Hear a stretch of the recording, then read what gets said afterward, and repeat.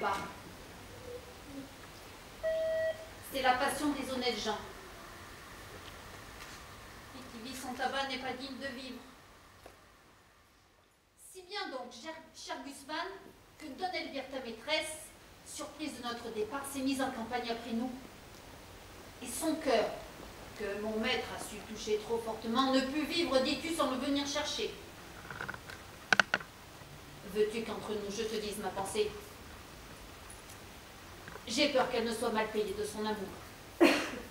Que ce voyage en cette ville produise peu de fruits et que vous eussiez autant gagné à ne bouger de là. Il a raison encore. Dis-moi, je te prie de Ganarelle, qui peut t'inspirer une peur de si mauvais augure? Ton maître t'a-t-il ouvert son cœur dessus? T'a-t-il dit qu'il est quelque froideur, qu'il est obligé à partir?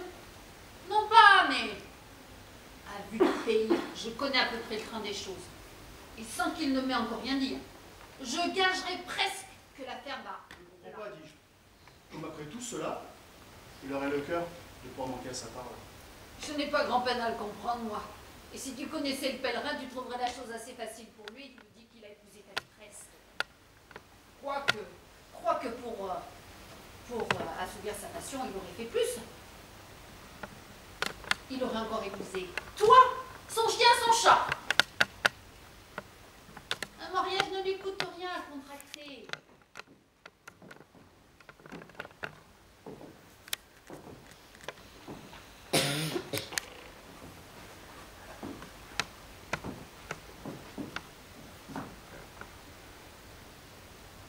Quel homme te parlait là? Il a bien de l'air, ce me semble. Du bon Gusman, de Don Elvire? Cela. Quoi? C'est lui? Lui-même. Depuis quand est-il dans cette ville? Hier au soir. Quel sujet l'amène? Je crois que vous jugez assez ce qu'il peut inquiéter. Notre départ, sans doute? Le bonhomme en est tout mortifié, m'en demandait le sujet. Bon, quelle réponse as-tu faite? Que vous n'en aviez rien. Mais encore. Quelle est ta pensée là-dessus et que t'imagines-tu de cette affaire? Moi, je crois, sans vous faire tort, que vous avez quelques nouvelles amours en tête. Tu le crois? Oui. Ah. Ma foi, tu ne te trompes pas. Et je dois t'avouer qu'un autre objet a chassé Elvire de ma pensée. Je sais mon don Juan sur le bout du doigt et connais votre cœur pour le plus grand coureur du monde. Il se place à promener de lien en lien et n'a guère à demeurer en place. Mais ne trouves-tu pas, dis-moi, que j'ai raison d'en user de la sorte? Monsieur. Quoi? Et pas? Assurément que vous avez raison. Si vous le voulez ainsi, on ne peut pas les l'apprendre. Si vous ne le vouliez pas, ce serait peut-être une autre affaire. Non, mais je te donne la liberté de parler et de me dire tes sentiments. En ce cas, monsieur, je vous dirai franchement que je n'approuve pas du tout votre méthode et que je trouve fort vilain d'aimer de tous côtés comme vous faites. Je me consolie à demeurer au premier objet qui nous prend. Qu'on renonce au monde pour lui et qu'on n'ait plus Dieu pour personne. La belle chose de vouloir se piquer d'un faux honneur d'être fidèle, de s'ensevelir pour toujours dans une passion. Je souhaiterais qu'il y eût d'autres mondes pour pouvoir y étendre mes conquêtes amoureuses.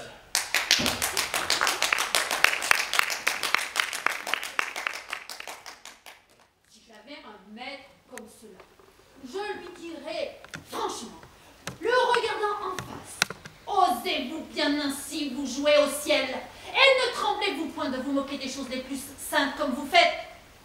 C'est bien à vous, petit ver de terre, petit myrmidon que vous êtes. Je parle au maître que j'ai dit. C'est bien à vous, à vouloir vous mêler, de tourner en raillerie ce que tous les hommes rêvaient. Pensez-vous que pour être de qualité, pour avoir une perruque blonde et bien frisée, des plumes à votre chapeau, un habit bien doré et des rubans couleur de feu? Pas à vous que je parle, c'est à l'autre. Pensez-vous, dis-je, que vous en soyez plus habile homme, que tout vous soit permis, qu'on ose vous dire vos vérités? Apprenez de moi qui suis votre valet, que le ciel punit toujours les impies, et qu'une méchante vie entraîne une méchante mort. Et... Rencontre fâcheuse. Tu ne m'avais pas dit qu'elle était ici elle-même. Mais monsieur, vous ne me l'aviez pas demandé?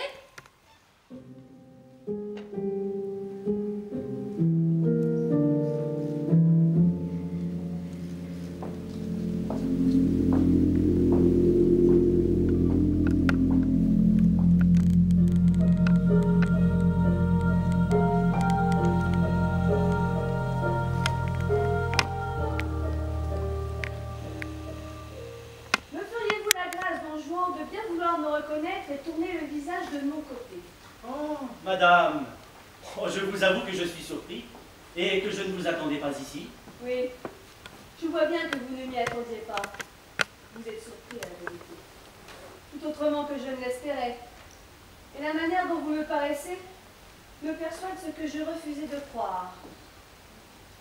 J'admire ma simplicité et la faiblesse de mon cœur à douter d'une trahison que tant d'apparence me confie. Parle donc à madame. Mais que voulez-vous que je dise?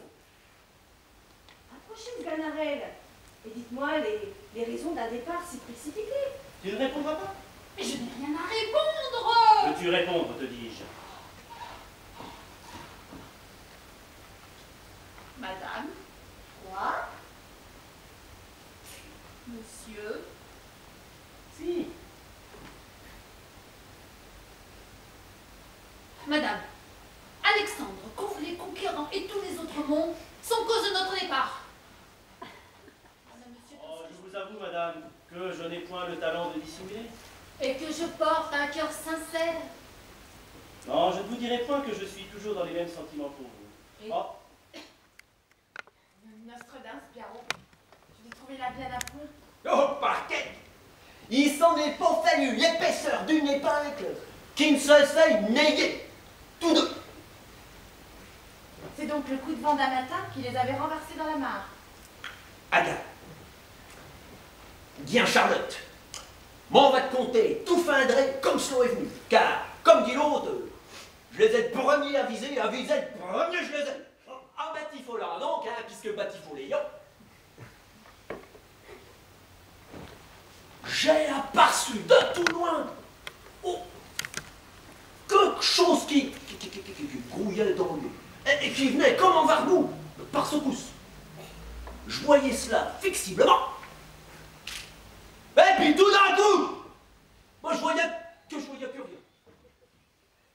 Point du tout. T'as la barlue. Veux-tu gager, c'est je fais, que je n'ai point la barlue, c'est je fais, et que ce sont deux hommes, c'est je fais, qui nageant de droite ici, c'est je fais. Morkin! Moi qui sais, oh je gâche que non. Bon, veux-tu gâcher? Dis seul que si. Je le vois bien. Moi qui fais. Et pour te montrer, là, argent sur jeu. Oh, moi je n'ai point testé, ni fou ni estourdi. Hein. Ouais, j'ai bravement bouté à tard. 4 pièces tapées. Ouais, et 5 sols en double. Aussi hardiment jarnicaine que si j'avais avalé un verre de vin. Hein. Ah, car je sais ça tape de moi. Ouais, je vais à la débandade. Moi, je savais bien ce que je faisais pourtant. Ah, que knier. Je l'ai tant sarmonné que nous sommes boutés dans une barque. Et puis, j'ai longtemps fait que je les avons tirés de l'eau. Et puis, je les avons menés chez nous, auprès du feu. Et puis, ils se sont dépouillés tout nus. Pour ce sujet. Et puis on est venu d'eux, de la même bande, là, qui ont sauvé tout seul. Et puis Mathurine. J'allais voir un peu ça. Écoute un peu auparavant, Charlotte. J'ai que qu'autre chose à te dire. Bien dit, qu'est-ce que c'est?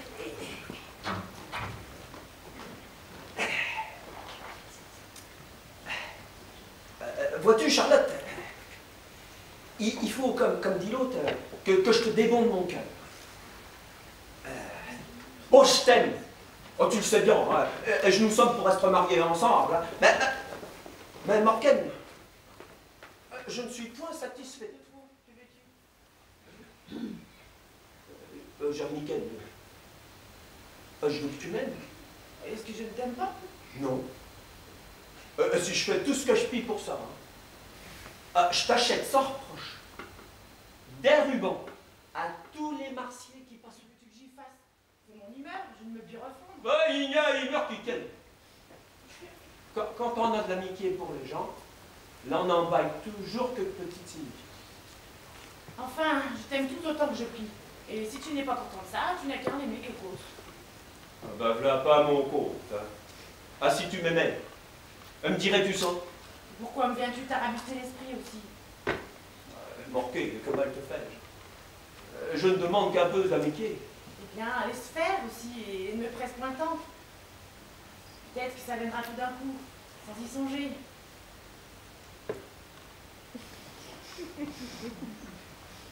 Touche donc là, Charlotte.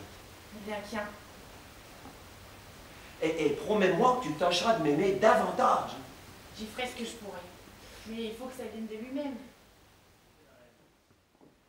Et cette bourrasque imprévue a renversé avec notre barque tout le projet que nous avons fait. Rien de dire vrai. La paysanne que je viens de quitter répare ce malheur. Et je lui ai trouvé des charmes qui effacent de mon esprit tout le chagrin que me donnait le mauvais succès de notre entreprise. Il ne faut pas que ce cœur m'échappe. Et j'y ai déjà jeté des dispositions à ne pas me souffrir longtemps de pousser des soupirs. Ah, ma foi, monsieur, j'avoue que vous m'étonnez. À peine sommes-nous échappés d'un péril de mort. Pour lieu de louer le ciel, de la patience qu'il est daigné prendre de nous, vous voilà tout de nouveau, à travailler, à attirer sur vous sa colère, par vos fantaisies accoutumées et vos amours. Eh, monsieur sait très bien ce qu'il fait, vous savez pas ce que vous dites. D'où sort cette petite paysanne? Sganarelle, qu'en dis-tu? As-tu rien vu de plus agréable? Et ne trouves-tu pas, dis-moi, que celle-ci vaut bien l'autre? Ah, assurément. Autre pièce nouvelle. Vous vous appelez? Charlotte, pour vous servir. Belle personne que c'est. Et que ses yeux sont pénétrants. Yeux, vous me rendez toute honteuse. Oh, mais n'ayez pas honte d'entendre dire vos vérités. Sganarelle, qu'en dis-tu? Peut-on rien voir de plus agréable?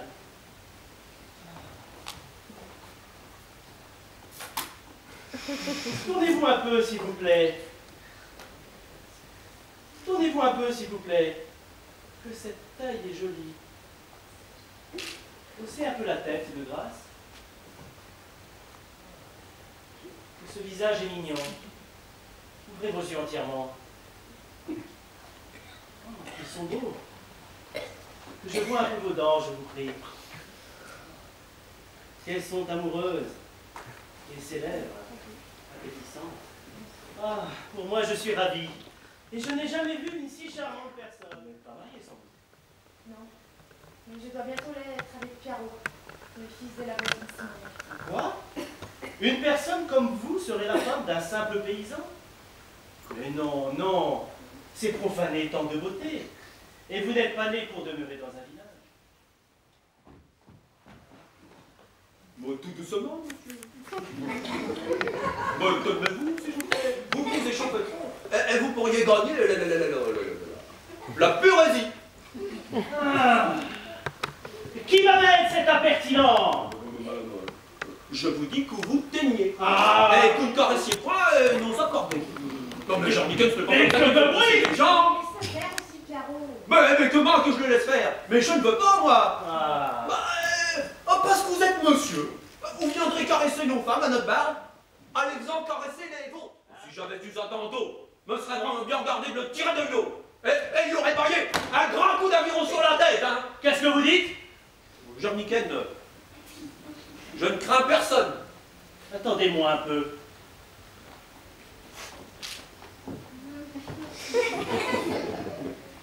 Me moque de tout. Voyons ça. J'en avons bien vu d'autres. Ouais. Monsieur, laissez-la ce pauvre misérable, sous conscience que de le battre. Écoute, mon pauvre garçon, retire-toi, ne lui dis rien. Je veux lui dire, moi. Ah. Ah, je vous apprendrai. Monsieur, je m'en fous. Oh, te voilà payé de ta charité. Jarny, m'en vais dire tous mes linges si à sa tante, hein. Monsieur, que faites-vous donc là, Berkshire? Est-ce que vous lui parlez d'amour aussi? Non, au contraire. C'est elle qui me témoignait l'envie d'être ma femme. Et je lui répondais que j'étais engagé à vous. Est-ce que c'est donc que vous vous Mathurine? Oh, elle est jalouse de m'avoir vous parler. Il voudrait bien que je l'épousasse. Mais je lui dis que c'est tout que je... Charlotte? Tout ce que vous lui direz sera inutile. Comment donc, Mathurine? Et c'est en vain que vous lui parlerez. Vous ne lui ôterez point cette fantaisie. Il n'y a pas moyen de lui faire entendre raison. Je voudrais... Elle est obstinée comme tous les diables. Vraiment? Ne lui dites rien, c'est une folle. Je pense... Laissez-la là, c'est une extravagante. Non, non, il faut que je lui parle. Je veux voir un peu ses raisons. Quoi? Je gâche qu'elle va vous dire que je l'ai Oui, promis de... Mathurine, je veux que monsieur vous montre son bec jaune, votre bec jaune. Je me suis rendu un peu camuse. Dès la querelle, monsieur, s'il vous plaît. Mettez-nous d'accord, monsieur. Vous allez voir. Vous allez voir vous-même. Dites, parlez. Ah, mais... Que voulez-vous que je dise? Et c'est elle à qui j'ai promis, effectivement. N'a-t-elle pas de quoi se moquer des discours de l'autre? Et doit-elle se mettre en peine, pourvu que j'accomplisse ma promesse? Tous les discours n'avancent point les choses. Il faut faire et non pas dire. Et les effets décident mieux que les paroles. Aussi on verra lorsque je me marierai. Laquelle des deux a mon cœur? Ah! Pauvre fille que vous êtes, j'ai pitié de votre innocence, et je ne puis souffrir de vous voir courir ainsi à votre malheur. Croyez-moi l'une comme l'autre. Ne vous amusez pas à tous les contes qu'on vous fait, et demeurez dans votre village. Mon maître est un fourbe, et n'a dessein que de vous abuser, et en a bien abusé d'autres. C'est l'épouseur du genre humain, et...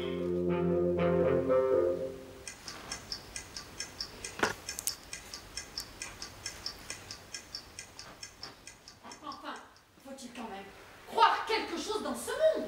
Qu'est-ce donc que vous croyez? Ce que je crois? Oui. Je crois que 2 et 2 sont 4, Scanarelle. Que 4 et 4 sont 8. Je voudrais bien vous demander, qui a fait ces arbres-là? Et ces rochers? Et cette terre? Et ce ciel que voilà là-haut? C'est-il bâti tout seul? Et vous, par exemple, vous êtes là. N'a-t-il pas fallu que votre père engrossait votre mère pour vous faire? Pouvez-vous voir toutes les inventions dont la machine de l'homme est composée, sans admirer de quelle façon tout cela est agencé l'un dans l'autre? Ses nerfs, ses veines, ses os, ses artères, ce poumon, ce cœur, ce foie, et tous ces ingrédients qui sont là, et qui, dans la tête, qui pensent sans chose en un moment, et qui fait de mon corps tout ce qu'elle veut. Je veux frapper les mains. Haussez les bras. Baissez la tête. Levez les yeux au ciel. Bougez les pieds. Allez à droite. Allez à gauche. En avant. En arrière. Tournez. Allez à droite, allez à gauche, en avant, en arrière, tournez.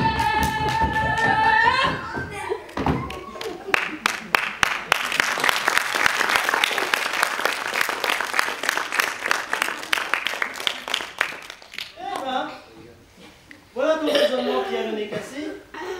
Je suis bien sot de m'amuser à raisonner avec vous. Enseignez-nous un peu le chemin qui mène à la ville. Vous n'êtes qu'à suivre cette route et détournez à ma droite jusqu'au bout de la forêt. Mais je vous donne avis de me tenir sur vos gardes, et que depuis quelque temps, il y a des voleurs ici autour. Je te suis bien obligé, mon ami. Et je te rends grâce. De tout mon cœur. Et si vous vouliez, monsieur, me secourir de quelque aumône, Ah. Ton avis est intéressé, ce que je vois. je suis un pauvre homme, monsieur, retiré tout seul dans ce bois depuis 10 ans, et je ne manquerai pas de prier le ciel pour qu'il vous donne toutes sortes de biens. Eh, prie-le qu'il te donne un habit, sans te mettre en peine des affaires des autres. Pourvu que tu veuilles jurer. Monsieur, voudriez-vous que je commisse un tel péché? Oh, mais tu n'as qu'à voir si tu veux gagner un louis d'or ou non. En voici un que je te donne, si tu jures. À moins de cela, tu ne l'auras pas. Va, jure un peu, il n'y a pas de mal. Allez, prends. Le voilà. Prends, te dis-je. Mais jure donc. Non, monsieur. J'aime mieux mourir de faim. Que vois-je là-bas? Une femme attaquée par 3 hommes. Ouh, la partie est trop illégale. Et je ne dois pas souffrir cette lâcheté. Mon maître est un frère enragé. Allez se présenter un péril qui ne le cherche pas.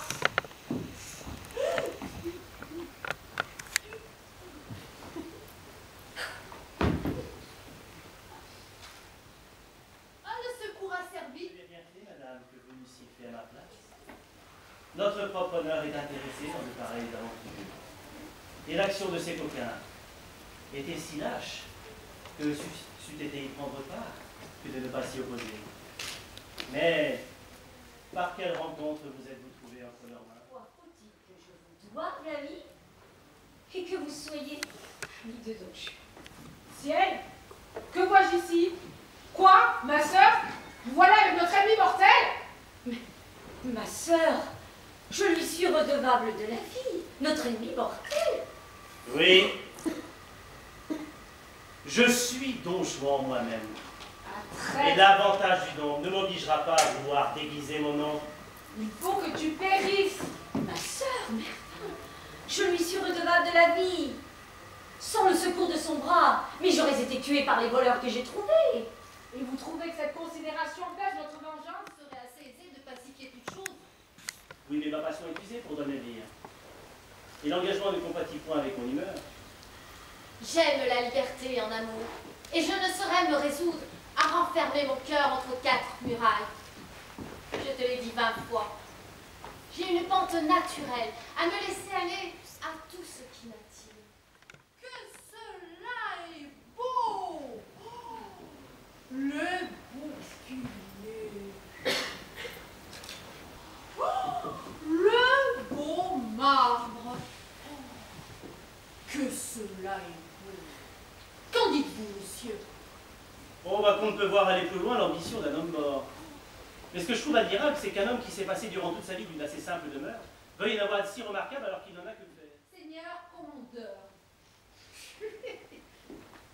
Je ris de ma sottise, mais c'est mon maître qui me l'a fait faire. Seigneur commandeur, vous voulez faire mon maître dont je vous demande si vous voulez lui faire l'honneur de souper avec lui. Quoi? Qu'est-ce qu'il y a là? Qu'as-tu? Un statut. Quoi, la statue? Eh bien. Je vous dis la statue. Oh, la statue! Je t'assomme si tu me parles! La statue m'a fait signe. Oh, la peste le coquin! Je vous dis que la statue de m'a fait signe et qu'il n'y a rien de plus vrai. Allez-vous-en vous parler lui-même. Pour voir peut-être.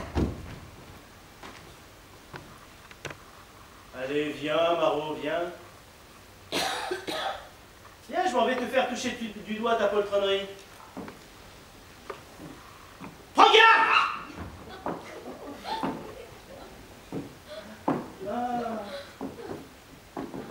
Le seigneur commandeur voudrait-il venir souper avec moi? Je ne voudrais pas en tenir du pistole. Eh bien, monsieur? Allons, sortons d'ici.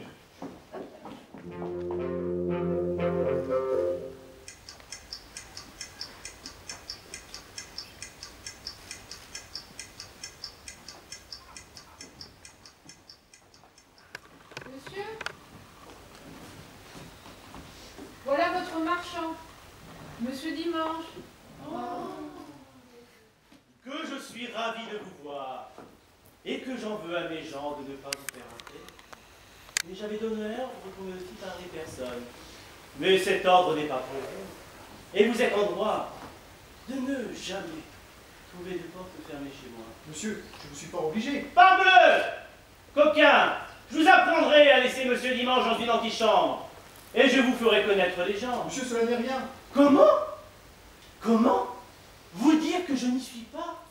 Ah, Monsieur Dimanche! Comment se porte Madame Dimanche, votre épouse? Fort bien, monsieur, Dieu merci. Oh, c'est une brave femme. Allez, votre servant. Et votre petite fille Claudine, comment se porte-t-elle? Le mieux du monde. Oh, la jolie petite fille que c'est. C'est trop d'honneur que vous lui faites. Mais je l'aime de tout mon cœur. Et le petit Colin, fait-il toujours autant de bruit avec son tambour? Toujours de même. Oh, et votre petit chien Brusquet, mord-il toujours aux jambes les gens qui vont chez vous? Plus que jamais, et nous soyons en cheville.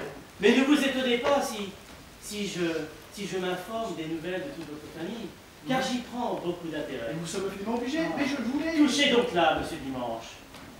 Êtes-vous bien de mes amis? Monsieur, je suis votre serviteur. Ah, mais je suis à vous, de tout mon cœur. Vous m'aurez trop. Parbleu! Il n'y a rien que je ne fisse pour vous. Je n'ai pas mérité cette grâce. Ah, et cela, sans intérêt, Ah. je vous prie de le croire. Monsieur, justement. Oh non, ça, monsieur Dimanche, sans façon. Si. Voulez-vous souper avec moi? Non, monsieur. Ah! Allons, vite! Un flambeau pour conduire monsieur Dimanche. Non, monsieur. Et que 4 ou 5 de mes gens prennent des mousquetons pour l'escorter. Il n'est pas nécessaire de... Monsieur, je m'en dirai bien tout seul. Mais parbleu, je veux qu'on vous escorte. Je sais ce que je vous dois. Ah. Je suis votre serviteur. Et de plus, votre débiteur. Oh, oui. Mais c'est quelque chose que je ne cache pas. Et je le dis à tout le monde. Voilà. Il faut avouer que vous avez en monsieur un homme qui vous aime bien. Il est vrai. Il nous fait tant de civilité, tant de compliments, que je ne saurais jamais demander de l'argent. Je vous promets que sa maison plairait pour vous. Et que j'aimerais qu'il vous arrive à quelque chose. Que l'on s'avise à vous donner des coups de bâton et vous verrez de quelle manière. Je le crois, mais Sganarelle, je vous prie de dire un petit mot de mon argent. Oh, ne vous mettez pas en peine. Il vous paiera le mieux du monde. Mais vous, Sganarelle, vous me devez quelque chose en votre particulier? Oh, je ne parle pas de ça. Comment je... Ne sais-je pas bien ce que je vous dois? Oui, mais... Monsieur, dimanche, je vais vous escorter. Mais mon argent! Oui, je veux! moquez-vous. J'entends! Oui, vous dites.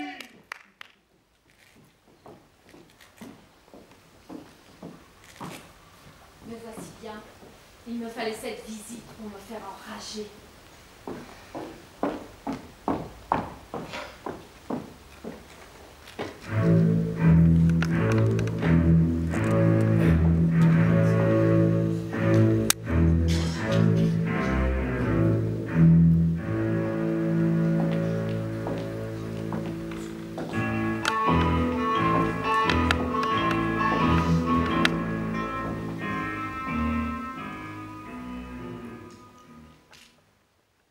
Oui, j'ai souhaité un fils, avec des ardeurs non pareilles. Et je l'ai demandé sans relâche, avec des transports incroyables.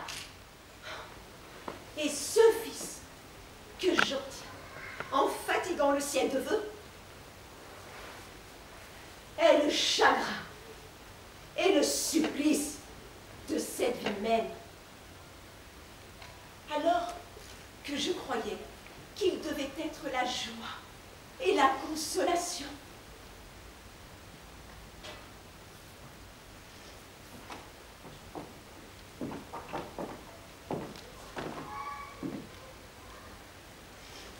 De quel œil, à votre avis, pensez-vous que je puisse voir cet amas d'actions indignes dont on a peine, aux yeux du monde, d'adoucir le mauvais visage?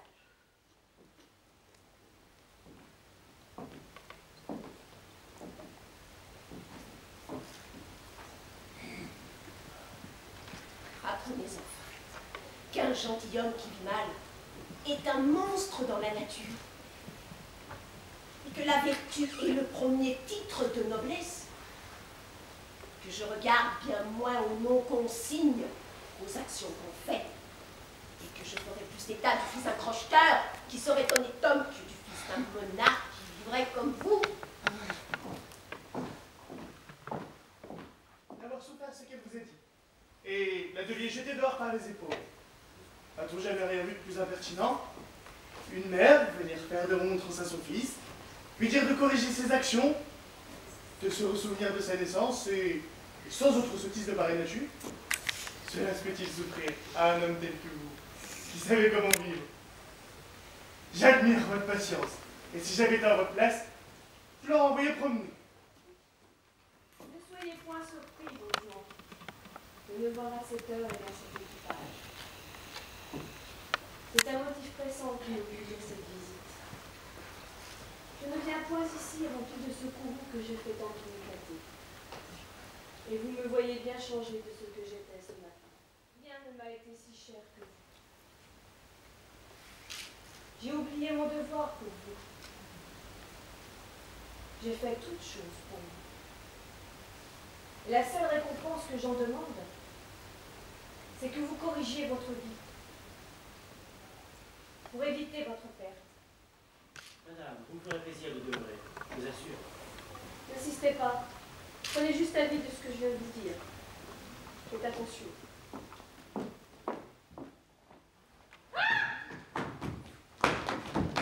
Oh, qu'est-ce que c'est là? Monsieur, qui est là. Bon, allons voir. Nous montrons que rien ne saurait m'ébranler. Oh, pauvre Sganarelle, où te cacheras-tu? Vite! J'ai un couvert, vite! Allons, mets-toi à table! Monsieur, je n'ai plus faim. Mets-toi là, te dis-je! À boire! À la santé du commandeur! Qu'on lui donne du vin! Monsieur, je n'ai plus soif. Ah, à boire! Tiens, et chante ta chanson pour régaler le commandeur! Je suis enrhumé, monsieur. N'importe!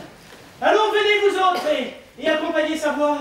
C'en est assez, Don Juan. Je vous invite à venir demain soir, souper avec moi. En aurez-vous le courage? Oui? Oui, j'irai. Accompagné du seul Sganarelle. Je vous regrette, monsieur, il est dommage pour moi. Allez, prends ce flambeau là. On n'a pas besoin de lumière quand on est conduit par le ciel.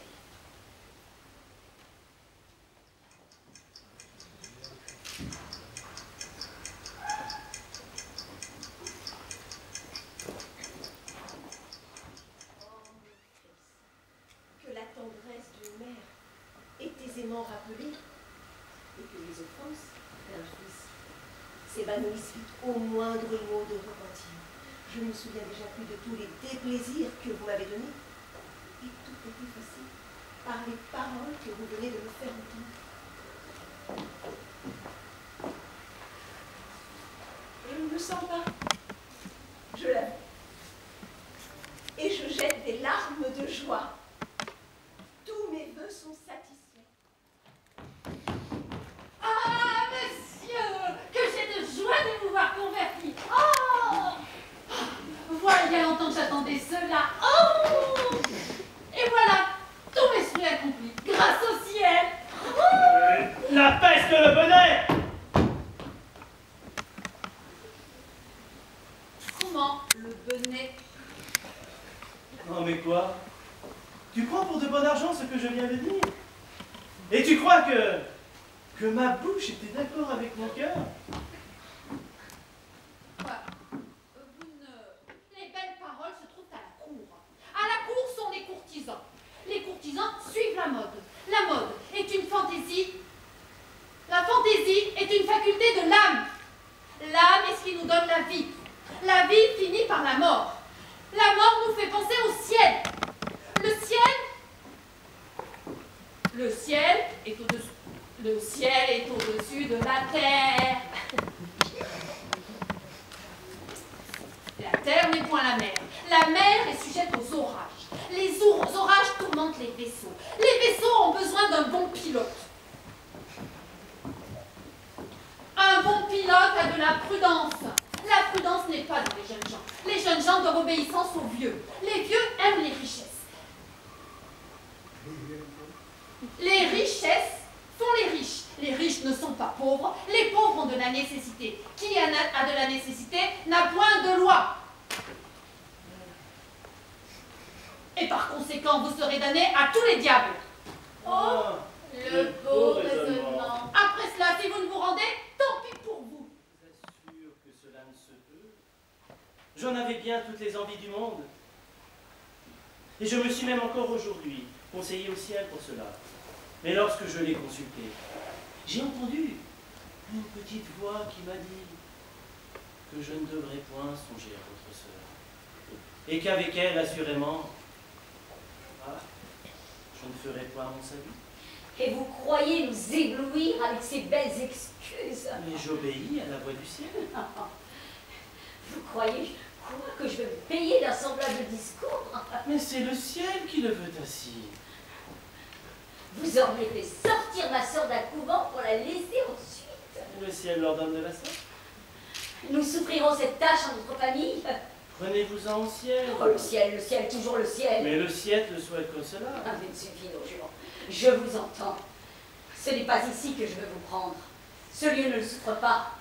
Mais avant qu'il soit peu, je saurai vous trouver. Mais vous ferez ce que vous voudrez. Vous savez bien que je ne manque point de cœur. Et que je sais me servir d'une épée, quand il le faut. Je m'en vais passer tout à l'heure dans cette petite rue étroite qui mène au grand couvent. Mais je vous déclare que ce n'est pas moi qui veux le battre.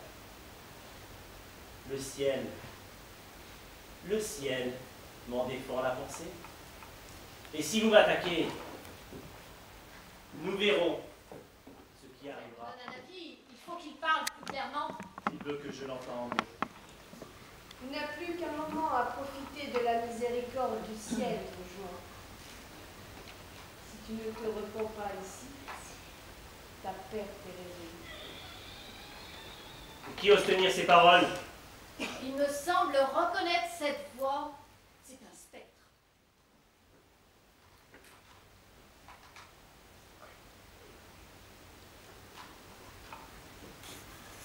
Arrêtez, Don Juan. Vous m'avez donné parole hier de venir souper avec moi. Oui. Où faut-il aller? Donnez-moi la main.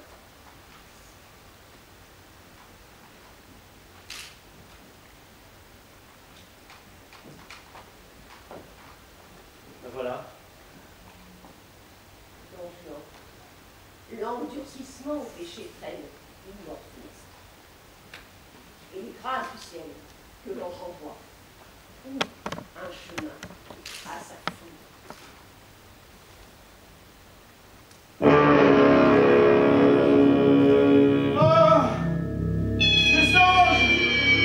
Un feu invisible me brûle. Je n'en peux plus. Et tout mon corps devient un brasier ardent.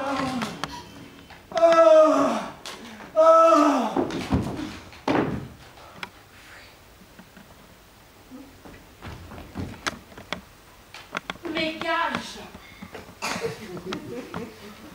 Mes gages.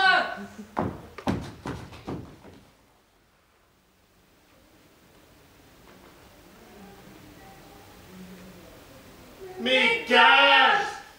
Mes gages!